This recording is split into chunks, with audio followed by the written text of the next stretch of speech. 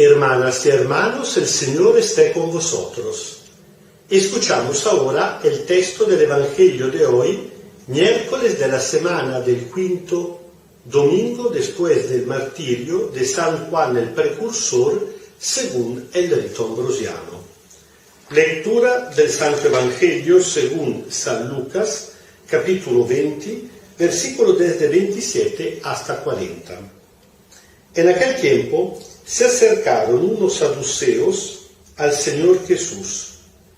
Los saduceos niegan la resurrección y le preguntaron: Maestro, Moisés nos ordenó que si un hombre casado muere sin hijos, su hermano se case con la viuda para dar descendencia al hermano difunto. Ahora bien, eran 7 hermanos. El primero se casó y murió sin dejar hijos. Lo mismo el segundo y el tercero se casaron con ella, igual los 7, que murieron sin dejar hijos. Después murió la mujer. Cuando resuciten, ¿de quién será esposa la mujer? Porque los 7 fueron maridos suyos.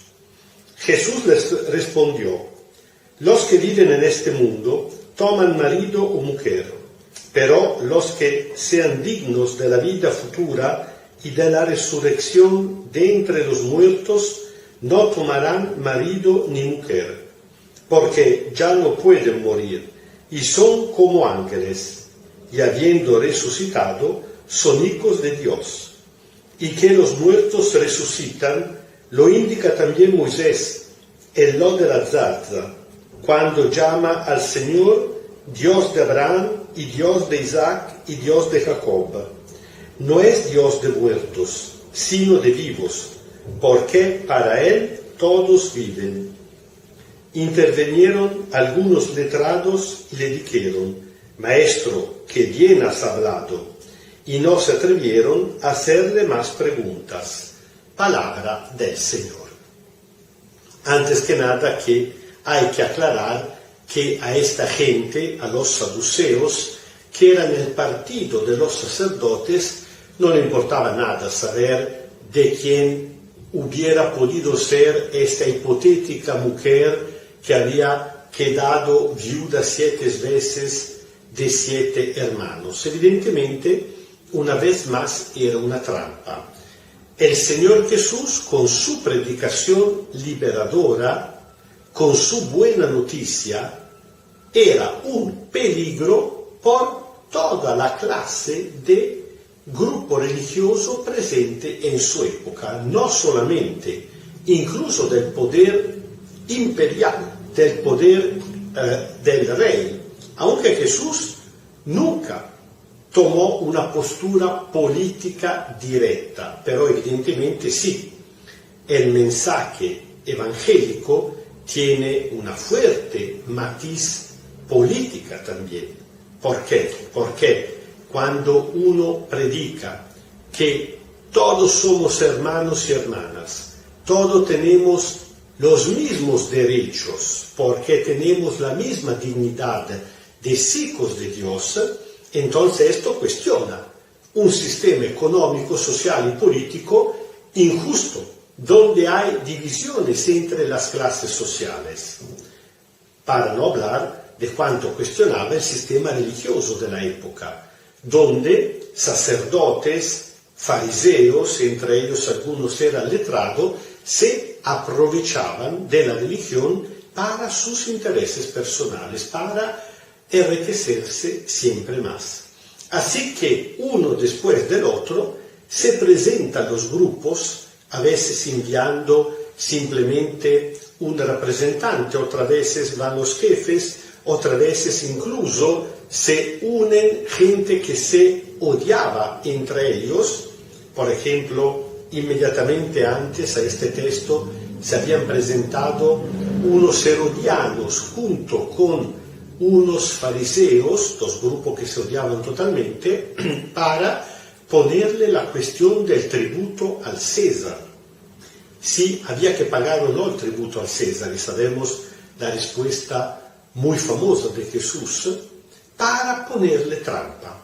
Después que Jesús había respondido, como sabemos, devuelvan al César lo que es del César y a Dios lo que es de Dios, ahora se presentan unos saduceos, sacerdotes, el grupo más conservador que, como en la antigüedad de la fe ya vista, no había la fe en la resurrección de los muertos, ellos seguían no creyendo en la resurrección. Así que, mientras en el caso de la pregunta sobre el tributo al César, la trampa es evidente. Si Jesús hubiera respondido que sí, hay que pagar el tributo al César, entonces el pueblo se hubiera sentido traicionado y habría abandonado al Señor Jesús. Si hubiera respondido que no, lo habrían denunciado como revolucionario. Ahora, en este caso, no es tan claro en qué consiste la trampa.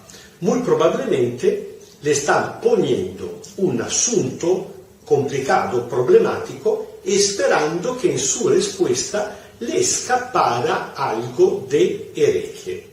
Bueno, le ponen una cuestión, sacerdotes que no creen en la resurrección de los muertos, así que dicen entonces que sentido tendría el mandamiento dado por Moisés, por el cual cuando un hombre moría sin dejar hijos, el hermano, o si no tenía hermano, el pariente más próximo, hubiera tenido que casarse con la viuda, tanto existía la poligamia, es decir, que un hombre podía tener más que una mujer, más que una esposa, y el primer hijo nacido hubiera sido considerado hijo del difunto, llevaba su nombre, recibía su herencia, más que todo tramandaba su descendencia en nombre del difunto. ¿Por qué?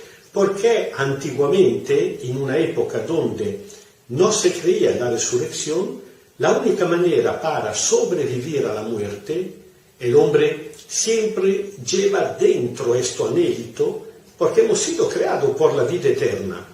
Y uno siente esta necesidad, siente que es parte de su propia naturaleza vivir eternamente. Y por eso vive como un trauma, como una tragedia, como una angustia, la idea de morir.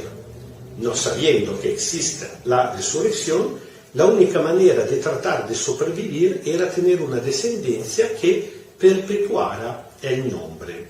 Pero ellos dicen, y cuando incluso el segundo, el tercero, el cuarto, hasta 7, sabemos que 7 es el número de la perfección, de la totalidad, ninguno ha tenido hijos con ella y ha muerto, entonces, ¿de quién será la mujer?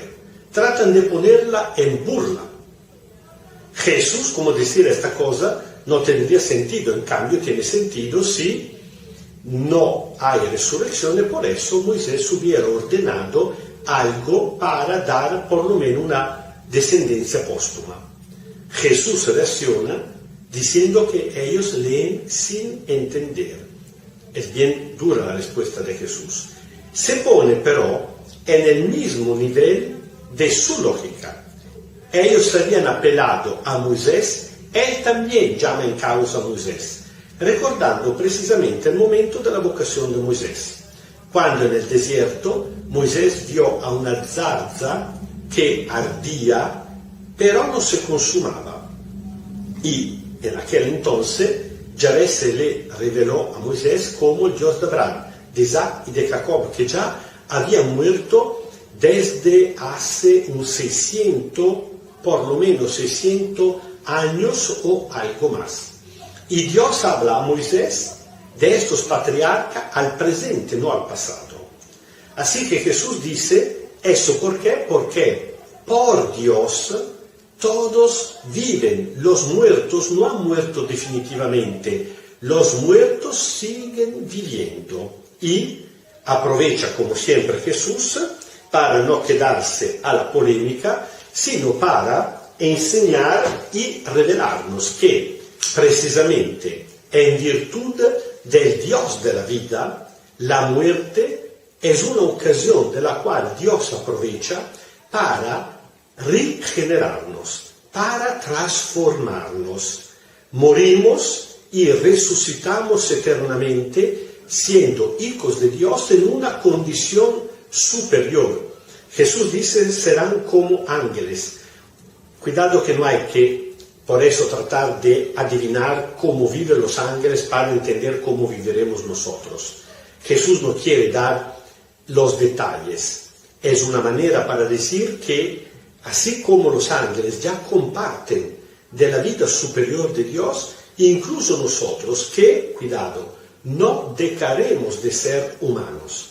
Entraremos en la vida eterna con nuestro cuerpo resucitado y transformado, pero quiere decir el Señor Jesús que la vida eterna significa la vida permanente, que no termina, no será simplemente la proyección al infinito de esta vida. Se dará un salto de calidad precisamente porque habremos entrado en la dimensión definitiva de Dios. Así que, en cuanto creyentes en el Señor Jesús, más aún, nosotros que venimos después de su muerte y resurrección, cuando hubo esta discusión, Jesús todavía no había muerto y resucitado, así que incluso los suyos, los discípulos, no tenían claro si y qué fuera la resurrección. Después sí, después de haberlo encontrado resucitado, evidentemente lo tendrán más claro. Nosotros, sobre todo que venimos después, estamos invitados a pensar en nuestra vida no simplemente en el horizonte limitado de este mundo, sino que tenemos que pensarnos proyectados en el otro mundo. Cambia totalmente.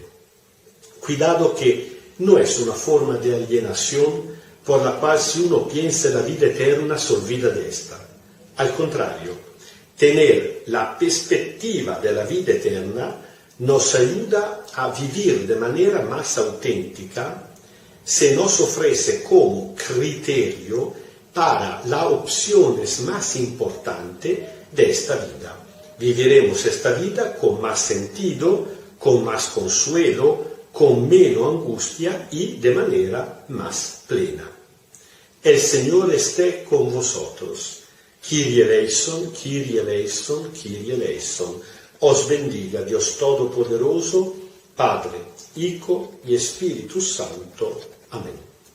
Y pensando a la dimensión en la cual nuestros difuntos ya han entrado como dimensión de gozo, de alegría eterna, y pensando que nosotros también estamos de camino a esta felicidad, seguimos viviendo en paz.